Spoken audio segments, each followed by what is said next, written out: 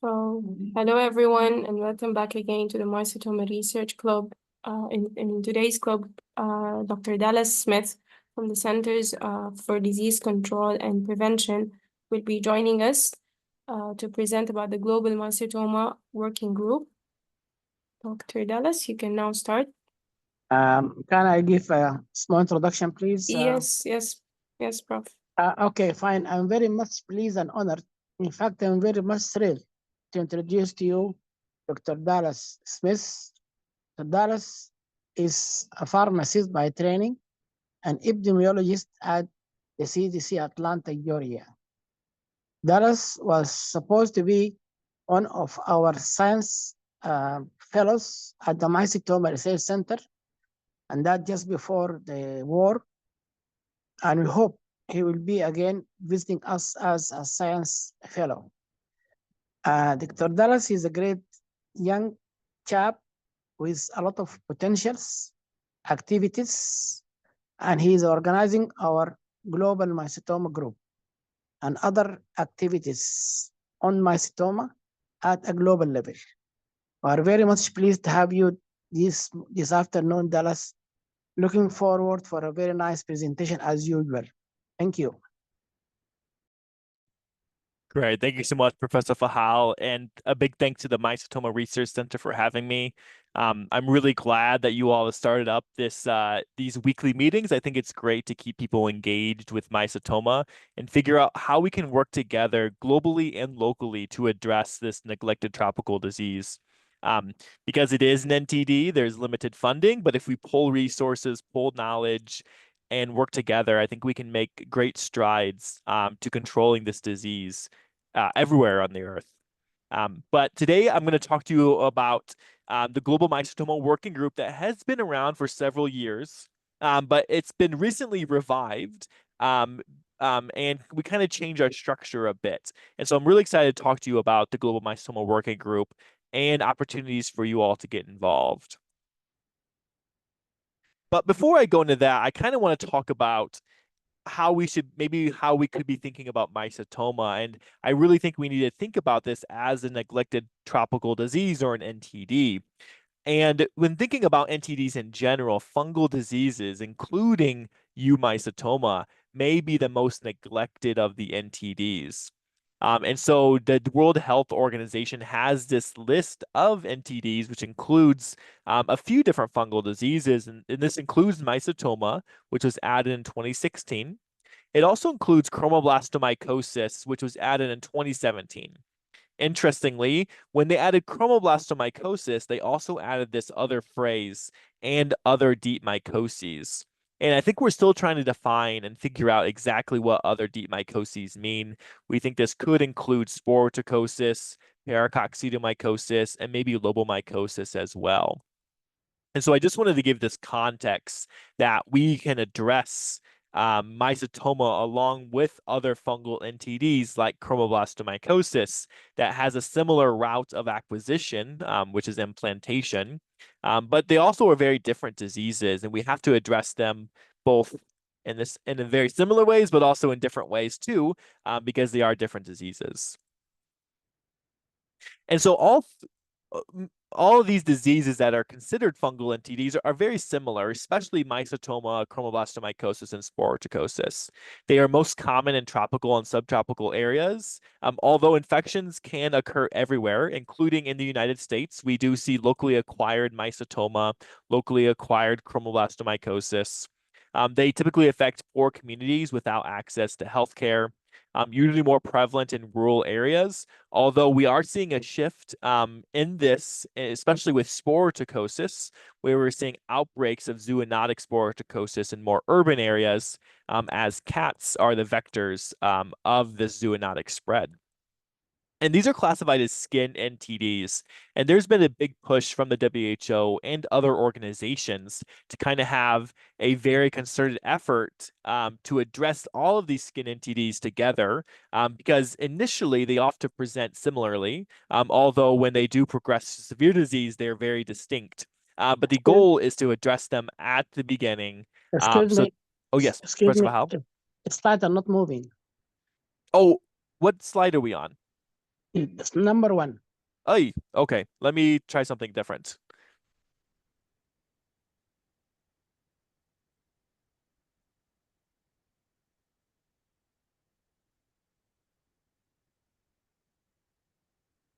Are you all seeing the slide that says mycetoma, chromoblastomycosis, and Yes, sporotrichosis, your common yes, feature? Okay. yes. Yes. Thank you. And is it moving okay now? Yeah. Perfect. All right. My apologies for that. And so all of these fungal skin NTDs, we can address them in a similar manner in terms of early identification, early treatment, and we can also work with other groups outside of the fungal NTDs, and we can partner with those working on parasitic skin NTDs, with bacteria skin NTDs, and having this coordinated response to skin NTDs. I think it'll be really important going forward, and making sure mycetoma is included in those conversations. And so fungal NTDs, including mycetoma, are global health problems. They cause devastating morbidity, including amputation, especially mycetoma. Chromoblastomycosis can lead to skin cancer, and then sporotrichosis often disseminates to other parts of the body and can lead to death. They cause really severe stigma in communities. Many times, people affected are ostracized from their villages, from their cities. It leads to a significant loss of quality of life. And although it can rarely lead to death, we need to have global responses to mycetoma and to these other fungal NTDs. And so, as I mentioned before, global partnerships are needed to address these fungal NTDs like mycetoma. And so that kind of where the Global Mycetoma Working Group comes in. And so the Global Mycetoma Working Group was formed in January 2018. So about, I guess we're about 6 years old now. And it was a response to the declaration of mycetoma as a neglected tropical disease. And so it formed after that initial addition to the NTD list. But we wanted to make sure that we had a concerted effort to bring together global partners to address mycetoma as it was added to this NTD list. The goal of the Global Mycetoma Working Group is to engage in activities that support, connect, and amplify ongoing research to strengthen mycetoma prevention and treatment. And I'll also add diagnosis in there too. Some of the specific objectives of the Global Mycetoma Working Group, most importantly, raise awareness of mycetoma. It's still, we still see clinicians, public health officials not really who are not really aware of what mycetoma is and how it's diagnosed and how it's treated. And so we have to continue to raise awareness of this disease. We want to help develop programs and a strategy and to advocate for funding to reduce the burden of mycetoma and also pursue control and prevention activities. So we want to attack mycetoma both from the clinician level and also a public health level. And so currently, the Global Mycetoma Working Group has over 140 members globally. And these members are from 35 different countries on 6 continents. So we have a very wide reach, and we have really a global membership that we can tackle mycetoma in different regions globally. Not only are we diverse in where we come from, but we're also diverse in our backgrounds. And so we have clinicians, researchers, policymakers, people in Ministry of Health, non-government organizations, the World Health Organization, as contributing members of the Global Mycetoma Working Group. And it's important to have all these different specialties contribute to a common cause like this because we each bring different perspectives, we each have different resources. And so we need all of this together to truly address and control mycetoma. And so what does the Global Mycetoma Working Group do? So we hold virtual quarterly meetings that aims to provide new information and data on mycetoma to members. And this also includes new projects. And so some recent updates that the Global Mycetoma Working Group facilitated includes describing the Mycetoma Research Center's 2024 priorities. And as many of you know, because this is many of you are part of the Mycetoma Research Center, this is the only WHO collaborating center on mycetoma and skin NTDs. We also were able to provide an update on mycetoma in Turkana, Kenya. And also we had a really great presentation on the molecular diagnostic updates for mycetoma causative agents. And every quarterly meeting we talk about the novel publications, novel data, novel interventions that we can do for mycetoma. And we have discussions about those interventions and seeing how we can implement them elsewhere, or if we need to modify and change those interventions. And so, as I mentioned before, we kind of reevaluated the Global Mycetoma Working Group and kind of has transitioned from a subgroup setup to a project-based approach. And that is actually Professor Fahal's idea. We wanted to get people more involved and keep them involved in the working group. And so we wanted to make sure that they were contributing meaningfully to projects around mycetoma. And so right now we have 5 different ongoing projects that many of our members are contributing to. And I'll go through each of these next. But the 5 different projects are a global mycetoma surveillance project, conventional diagnostic training material development, research and development and access to antifungals, exploring pathogenesis and immunology of mycetoma. And then a recent project we are embarking on is creating a Ministry of Health data manager module for mycetoma reporting at a facility level with the World Health Organization. And so the first project that I want to talk about, maybe something that we're really excited about here at CDC and WHO and kind of everywhere, is that we are doing this 2-year prospective surveillance project to really better understand mycetoma globally. And this is in partnership with DNDi, the Drugs for Neglected Diseases Initiative, and the Global Mycetoma Working Group. So what's happening is that CDC is overseeing data collection from 9 different countries, and DNDi is overseeing data collection from 4 different countries. We're utilizing the same exact case report form so that we can collect standardized variables so that we can compare across countries. And we're putting all this data into a virtual database. We are collecting information on both actinomycetoma and eumycetoma. And as I mentioned, we've already kicked off this surveillance project in January 2024, and we aim to finish up and wrap up around December 2025, although we may extend depending on interest and the data that we have been collecting. I do want to mention this is a mix of passive surveillance. And so the 9 countries that CDC is supporting, we are doing passive surveillance. And so these are individuals coming to health centers or coming to a healthcare facility. And then the clinicians would be able to collect the information and treat appropriately.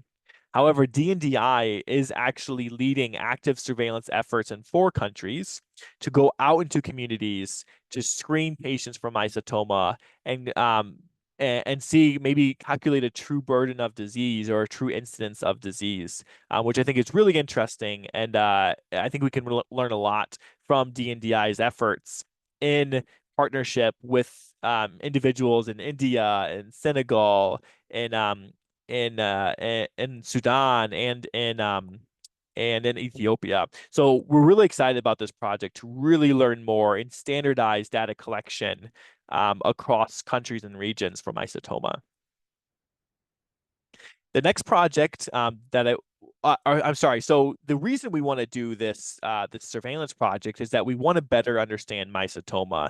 And so these are just a few of the opportunities that we can kind of pursue with this surveillance project. And so we can look at the distribution of causative organisms, which right now the distribution that we know is just published case reports. And there's a lot of bias in who's able to publish, how often they're able to publish. And usually the interesting cases are the ones that are published. And so we don't have a great true understanding of the distribution of causative organisms. The route of acquisition, although we know it's through implantation the majority of the time, what type of implantation is happening? Is it through thorn pricks? Is it through other means? And we need to better understand this. We will look at incidence, risk factors, and occupation. What diagnostics are being used? Treatment success and failures. I just wanted to highlight the Mycetoma Research Center's recent clinical trial that was published that really gave us a great idea that maybe the actual antifungals aren't the problem, it's sustained access to antifungals and also early diagnosis. I mean, we saw cure rates of 80% almost with itraconazole, and that's just much higher than we thought previously. But I think we got to think about what were the study characteristics, but can we improve outcomes if we're able to diagnose early and also have sustained access to treatments with an older azole like itraconazole? We also want to look at quality of life burden. Oftentimes, we only look at incidence or prevalence of mycetoma or other fungal NTDs. But if we're able to calculate the true burden of disease, that could be a really powerful number that we can present to policymakers, to funders, so that we can better address mycetoma. And so we are utilizing something called the DLQI tool, the Dermatology Life Quality Index, to better measure this quality of life burden in this surveillance project. We're also looking at the economic burden, and we're partnering with a health economist. And so we're really excited about these opportunities to better understand mycetoma. And maybe some other things we could do that we're still exploring how it would work like is that we may be able to do some genomic analysis of the causative bacteria and fungi.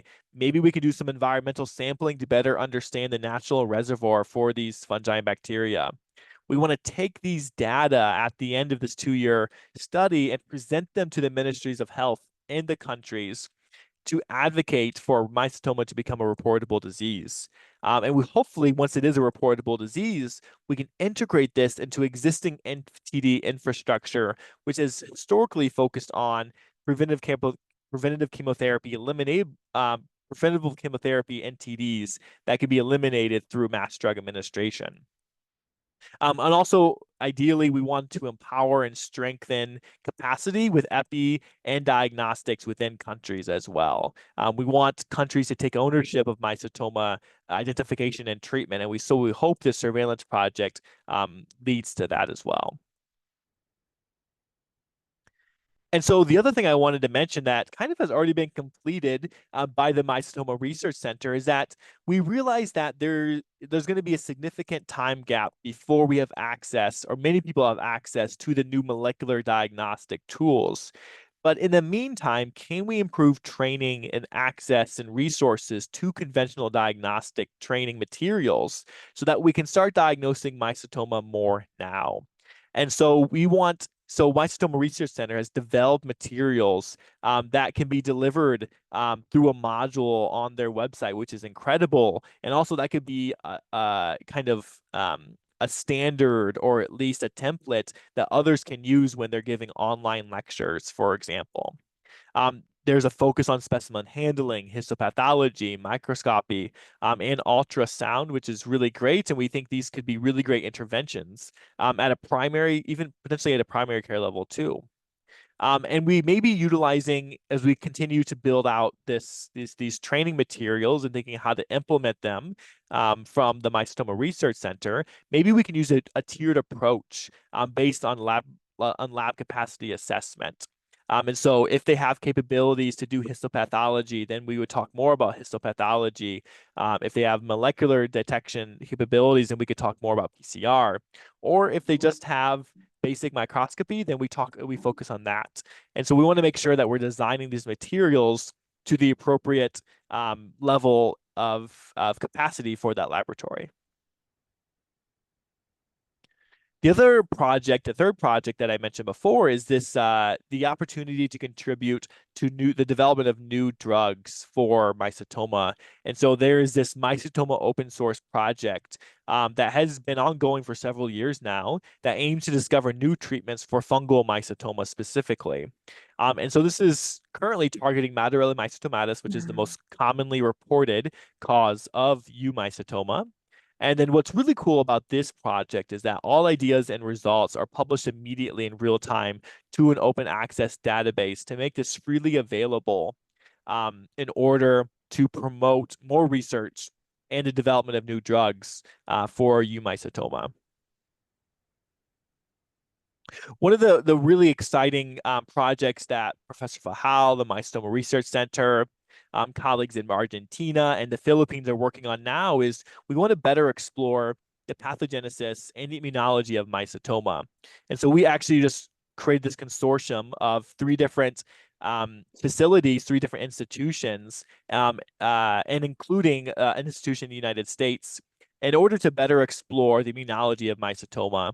And so we submitted this really great grant, and so we hope to get some funding to better explore and clarify the pathogenesis of mycetoma, investigate tissue reactions and alterations occurring within mycetoma granulomas.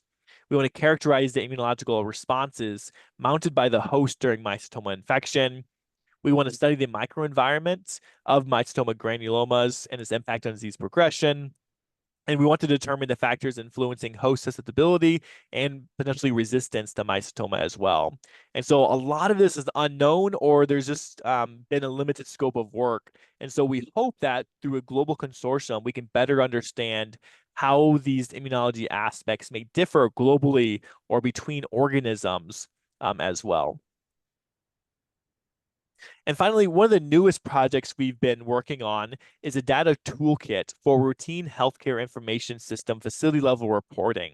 And so the goal of this toolkit is to equip data managers and data clerks at a facility level in countries with basic information about mycetoma, indicators and how to report them, and to better understand and utilize their epidemiological trends that they see in their data, and to also assess data quality. I included this figure on the right-hand side, and this is the most recent update to the WHO NTD roadmap that was published earlier this year. And as you can see, only 7 countries are reporting mycetoma to the World Health Organization. And Sudan and Ethiopia are some of our, and Kenya are some of the countries that are reporting, but we want other countries to get involved. And so we think this data toolkit could facilitate more countries reporting, so it would better understand the burden of mycetoma globally. And so I just want to present some opportunities for you all to get involved in the Global Mycetoma Research Working Group. And so if you're interested, we would love to have your participation in the Global Mycetoma Surveillance Project. Although we've already started the project, you're more than welcome to jump in whenever you want to. Maybe you can help evaluate and implement diagnostic training, including ultrasound technology, if you have access to that. We want to encourage health authorities to make mycetoma reportable. So we encourage you, maybe at a clinician level, to talk to your health authorities, your Ministry of Health, to make mycetoma reportable. And we're happy to support those efforts at the Global Mycetoma Working Group. And also, we want to work with ministries of health to incorporate mycetoma into NTD activities nationally. And so we want to take a global approach in order to get NTD activities to include mycetoma routinely at a national level. But I wanted to take a second here and kind of transition to more of a discussion. I'm curious, for all those individuals who are on the line, on the call, what other projects can the Global Mycetoma Working Group get involved in? We, like I mentioned, we have a diverse, and we have several people, over 100 people involved in this working group. And so we want to make sure we're meeting the needs of clinicians, public health officials. And so I want to take this time to ask you all, what other projects should and can the Global Mycetoma Working Group get involved in? So you can raise your hand, you can just come off mute and talk, but I'm curious what others think about how we can continue to advance mycetoma through the working group.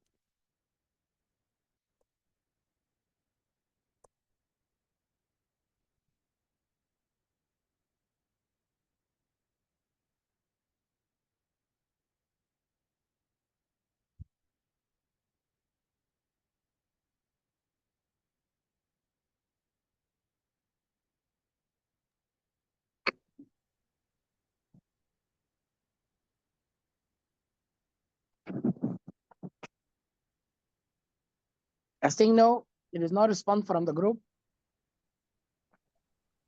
Oh, I can contribute something perhaps. Yeah, please. Hi. So for those of you who don't know me, my name's Tom Spears. I'll just turn my video on if that works. Oh, there we go. Yeah, my name's Tom Spears. I'm currently in the UK, but spent the past few years in Chad. And we were seeing a lot of cases of mycetoma there. So as a bit of perspective, we operated on 70 cases over 10 months last year in a small hospital on the outskirts of N'Djamena. Mycetoma is something that's almost not documented in Chad. There was one case series that was published around 10 years ago, but other than that, there's no documented data. So we've been looking at funding for a project looking at species level identification and some epi work on our mycetoma patients. Unfortunately, the grant application was unsuccessful, so we haven't got that funding for the time being. But we would be very keen in the future to. We'll be looking for collaborators to help with training locally in Chad for the diagnostic side of things, and yeah, to be trying to contribute that data to the global picture in the most helpful and meaningful way. So just to throw that out there as an opportunity in Chad that we don't currently have any funding for, but especially with the situation as it stands in Sudan at the moment, we potentially have one of the highest incidences of mycetoma in the world outside of Sudan, and I think there's a real opportunity that's for research that's not currently being made the most of. So I'm not in Chad at the moment, and will probably be another year before I get back there. But I'm trying to facilitate any collaborations that I can whilst I'm out of the country. So just to say hi and introduce myself and mention that briefly. No, thanks, Tom, and thanks for providing the update. I was actually going to check in to see if we were successful with the application, so that's a bummer to hear. But I totally agree, and I think we should continue to think about how we can support mycetoma work in Chad, because that's you just see a ton of cases, and it's such a neglected tropical disease there. And so I think there's some other partnerships we can pursue.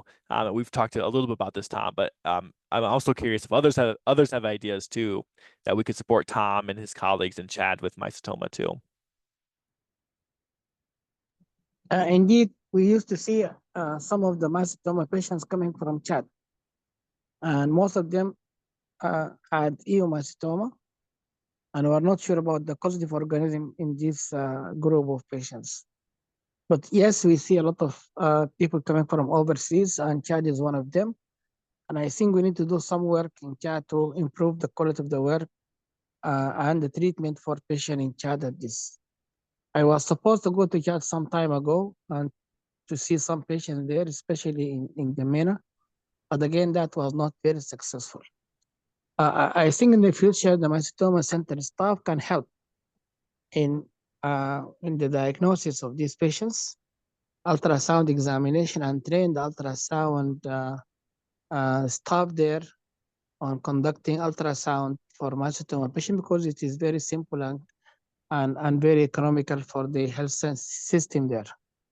Thank you very much. Thank you.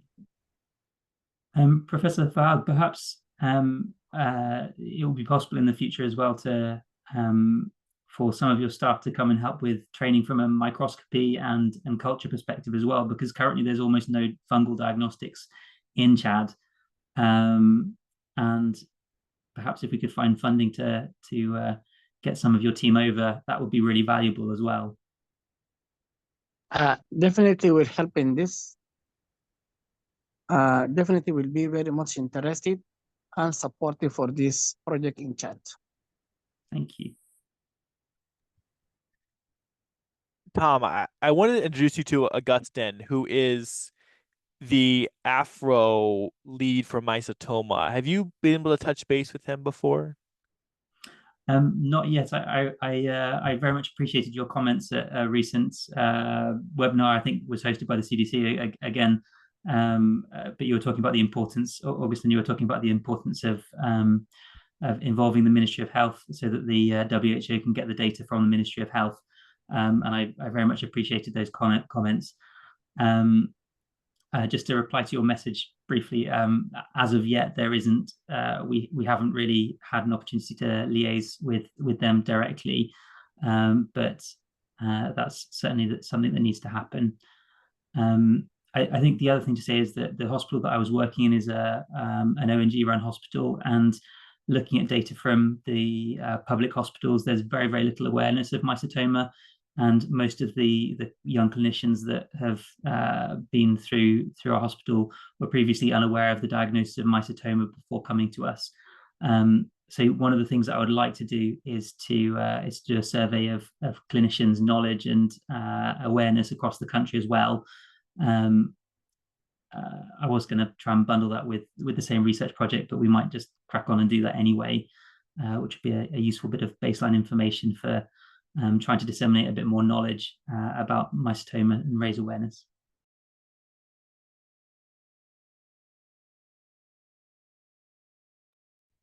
Perfect. And Tom, I'll follow up with my contacts in Chad too.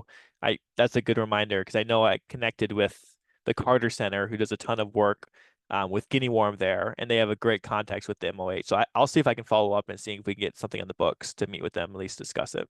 Thank you. That would be great.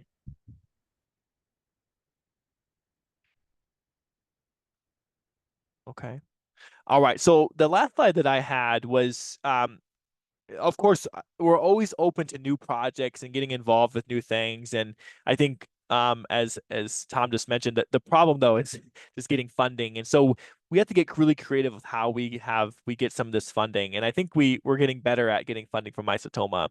But we always welcome new ideas to get involved with. And so I just wanted to share some recent ideas that other partners have gotten involved with mycetoma. This includes looking at the association between other skin NTDs, for example, tangiasis and mycetoma. Do the lesions that are called, or the openings caused by tangiasis lead to mycetoma infections? We're also, and this is the Mycetoma Research Center, but leading pharmacy involvement in mycetoma care. And also one of the things we're really interested in is looking at the impact of climate change on mycetoma incidence and distribution. And so this would take robust surveillance systems. We think this could be really interesting to see if we do see any changes in the future as we continue to learn more about mycetoma. So those are the slides that I had. I'm happy to take any questions and would love to discuss more about what else we can do with the Global Mycetoma Working Group for mycetoma. But thank you all so much for your time, and thanks for everyone's questions so far. Actually, I want to ask about. Thank you so much for your kind presentation. So,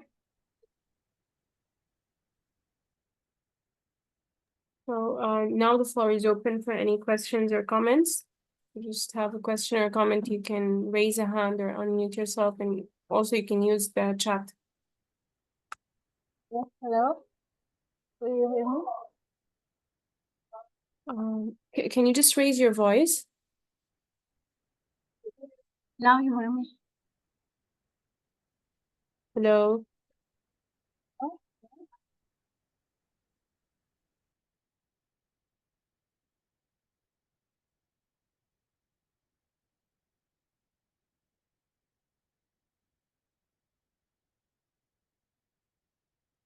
And actually, that is, and I'm just really glad that Global Mycetoma Working Group is doing a lot of work regarding mycetoma. And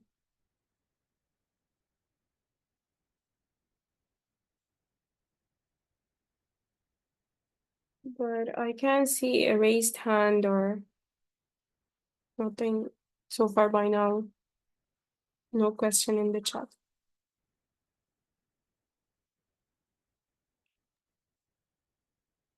Dallas. Hello. Hello, Yes, Prof, Professor we can Bahal? hear you. Yep. Yeah, can you take us through some of the funding bodies that can support mycetoma in the future, so our young colleagues, they can tap and contact these funding bodies looking forward for their training and capacity building? If you know. Yeah, I think a few different funding opportunities exist through the International League of Dermatological Societies, ILDS. And actually, I think there's some funding opportunities right now for skin diseases. And so I can put it in the chat, but I think they have these smaller grants that people can apply to, specifically dermatologists. so they could better study skin diseases. And so that's one option. The other option is the Royal Society of Tropical Medicine and Hygiene. They have grants for early career researchers every year, up to $5,000, which is not a ton, but at least it's a start. So that we can better look at some of these neglected tropical diseases. And so that's another option to pursue. And I'll put these links in the chat in just a second. The other option is that there's this new network called Failsafe that equips low and middle income countries to better understand antifungal resistance through all fungal pathogens. And we haven't had a successful application to that yet for mycetoma, for mycetoma, but I think it could be pursued as there's significant funding through that mechanism. And so those are the three big things that I can think of. There was actually just another call for funding through, I'm probably going to mess up this name, but the Diaphorate Foundation that's based in the Netherlands specifically for skin NTDs. And I know there were several projects that were submitted for that funding. So hopefully we'll have some good news in the future for some more mycetoma funding. And so I really think the way we need to approach this is really obtaining funding through the skin NTD and a lot through dermatological societies that focus more on skin diseases. I think that might be our best shot to get more funding from mycetoma. But yeah, those are some of the things that I was thinking on top of my head. Professor Fahal, did I miss anything, you think? Yeah, this is good. Yes, absolutely. All right.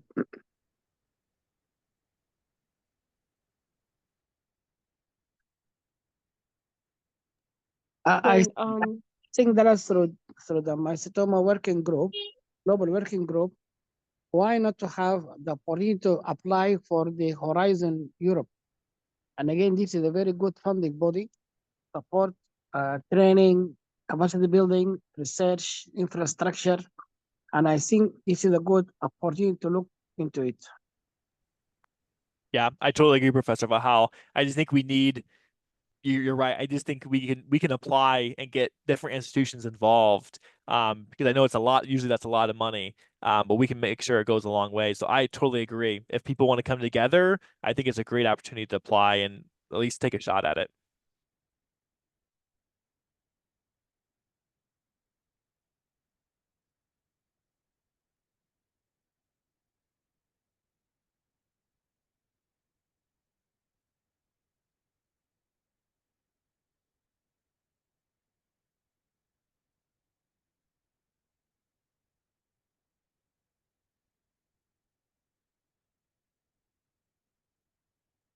Dallas, you're muted. Sorry about that. In the chat, I just put a link to become a member of Failsafe.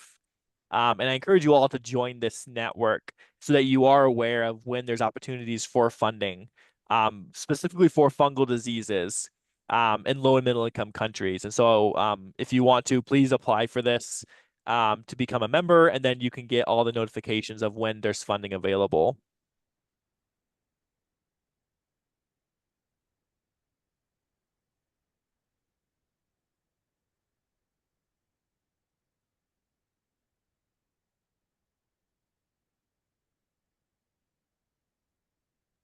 Okay.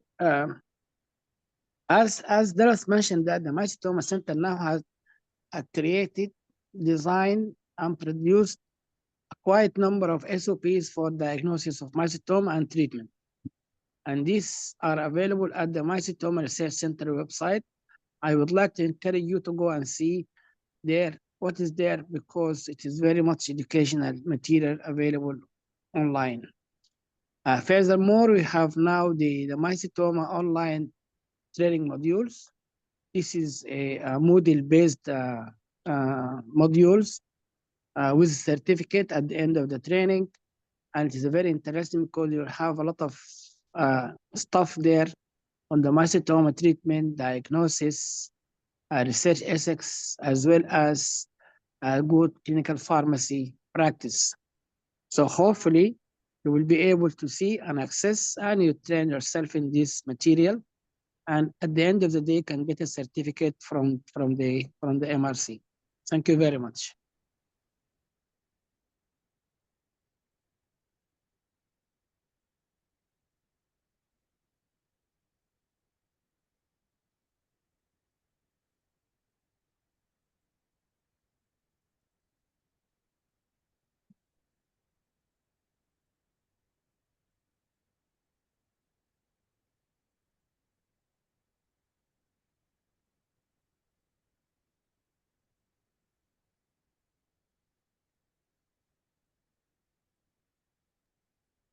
Samira, there is some question in the chat. Um, yes, Prof, there is a question asking about fosravuconazole and its effectiveness.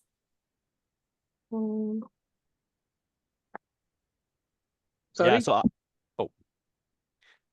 I can kind of answer that question, but we'll definitely defer to Professor Fahal. But in the study that Professor Fahal led with D&DI, fosravuconazole and itraconazole both had an efficacy rate of about 80%. And so it looks very effective, especially if we catch the disease early enough. And the benefits of fosravuconazole over itraconazole includes once weekly dosing, minimal drug-drug interactions, really no absorption issues. And so even though it may have a similar efficacy as itraconazole in real-life situations, fosravuconazole is probably going to lead to better outcomes because it's better tolerated, and adherence is probably going to be higher because you only have to take it once a week. But Professor Fahal, you're probably the leading expert on this drug, and so I'm not sure if you have anything to add to that too. No, you're absolutely right. It is good for adherence and compliance, taken once per week, and it should be more economical for the health system as well in the future.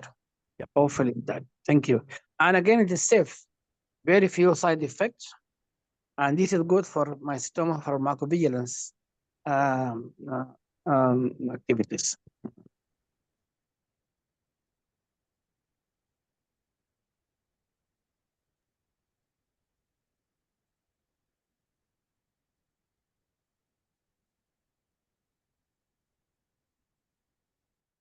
Hello. Hello, yes, Zulma. Thank you. My name is Zulma. I am from Colombia, and I am a PhD student in public health in Bogota. And I have done some research about the number of cases of mycetoma in my country. I end up finding from 12 to 21 cases per year.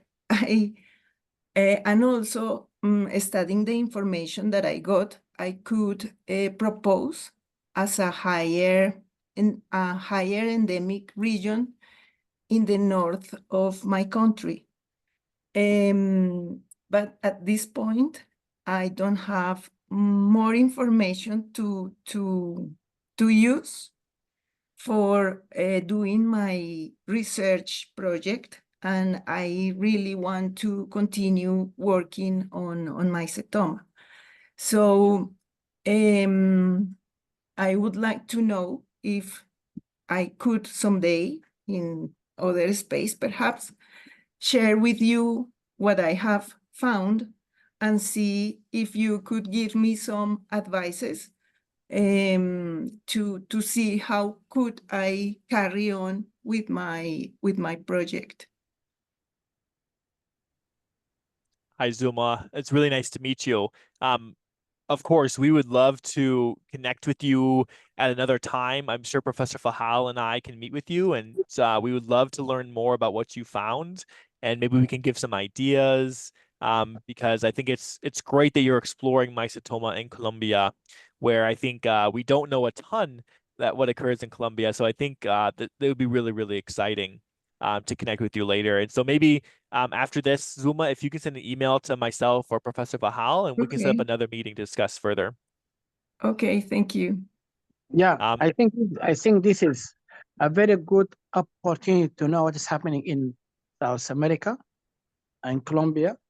and we will very much keen to help and support your project and your study.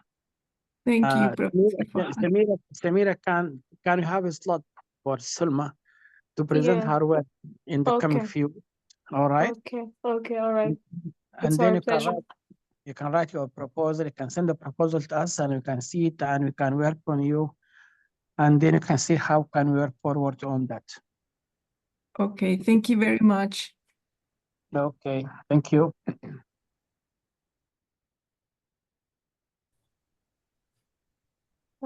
Zulma, I think you have a question in the chat from Dallas.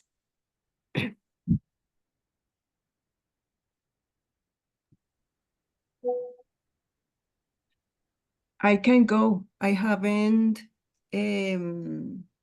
write my name. I cannot remember the word in English, I'm sorry. But I hope I will, go to InFocus in Bogota, because I am in Bogota, so it would be easy for me to be there. Perfect. Yeah, Zuma, if you do end up going, I'll be there for several days. So hopefully we can meet up in person. Even if you don't go, Okay. maybe we can meet outside the conference too. So let's definitely be in touch. Okay, excellent. Besides, because tomorrow I am going to have a meeting with a guy who works in the Ministry of Health in neglected tropical diseases. So perhaps I could go to InFocus with more information or more elements. So it would be great. Thank you. I will look for you. Perfect.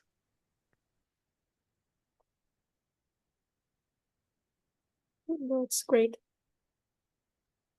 And this is very glad. You know, now our Mycetoma Club now they start to generate some collaboration between different parties and different colleagues, and this is one of the aims of this club.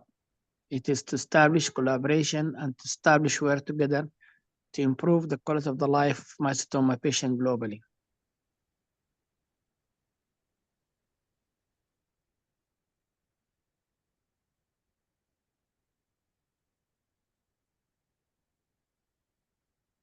Okay. Any more questions, comments, Samira? I don't see a raised hand, neither a question in the chat. Okay. So let us give a big thanks to Dallas for this nice, elegant, objective presentation about the Global Mycetoma Working Group and about the future collaboration between members of this collaboration and how that can improve the research, the science, and the care of the patient at the neglected communities.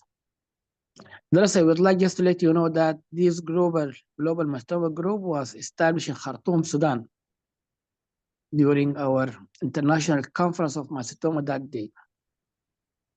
It's a bit of history. Thank you.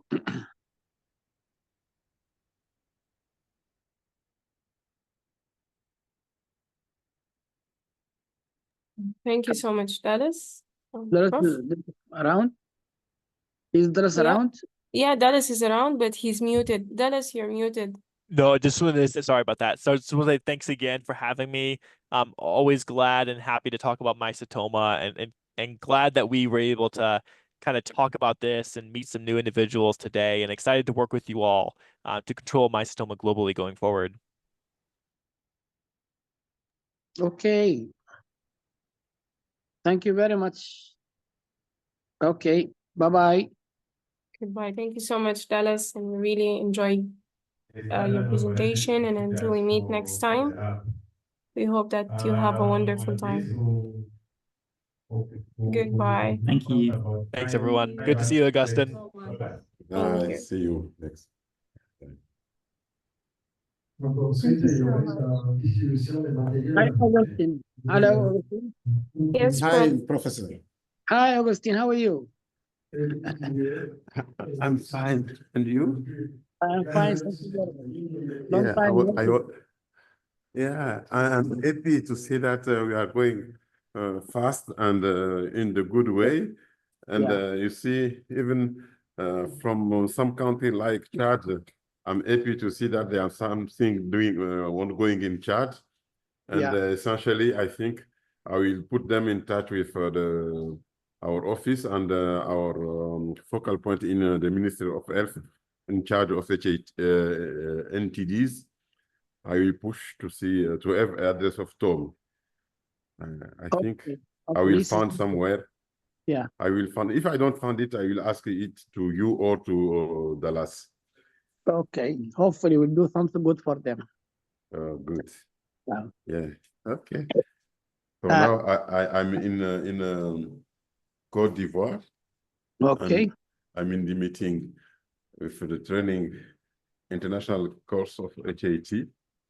Mhm. That I take this opportunity to follow, and then I'm happy for that. Thank you very much. Thank you. Bye-bye. Thank you. Bye. Next Bye. time. Bye. Okay. Thank you. Bye-bye. Bye. Time for this to be done by